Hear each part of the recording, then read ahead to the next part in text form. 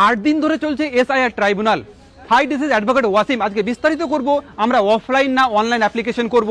বিভিন্ন ডিস্ট্রিক্টে এখন কালকে যে নোটিফিকেশন আমরা পেয়েছি যে অফলাইন এসআইআর ট্রাইব্যুনালে ফাইল অ্যাপ্লিকেশন করা যাচ্ছে এবং ডাইরেকশন এটাও আছে যে ওনারা যে অ্যাপ্লিকেশনটি করবেন সেটা ইসিআই পোর্টালে আপলোড করবে, যে জুডিশিয়াল অফিসার থাকবে বা ওনার কোনো স্টাফ।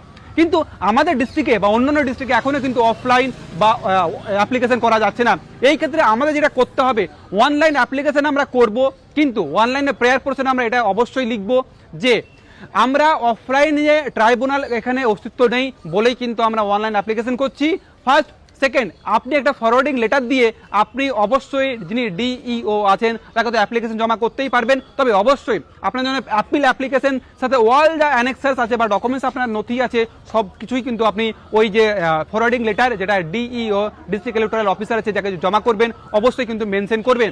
আরও একটা ডকুমেন্টস যখন আপনি অনলাইন অ্যাপিল করবেন যে অ্যাকনোলেজমেন্ট স্লিপটা আছে ওটাও কিন্তু ডিইওর কাছে জমা করবেন। অতএব অ্যাপ্লিকেশনে যে লিখতে হবে অনলাইন অ্যাপিলে কী কী লিখতে হবে আমাদের পিন কমেন্টে আমরা স্টেপ বাই স্টেপ আপনাদের দিয়ে দেবো, আপনারা ওটা ফলো করুন। আর অফলাইন অ্যাপ্লিকেশন যেটি জমা করতে হবে ট্রাইব্যুনালে অফলাইন অ্যাপ্লিকেশনটি আমরা অবশ্যই কিন্তু ওটা কালকে একটা ভিডিও পোস্ট করে ডিটেলসে বলে দেবো যে অফলাইন অ্যাপ্লিকেশনটি কেমন হবে।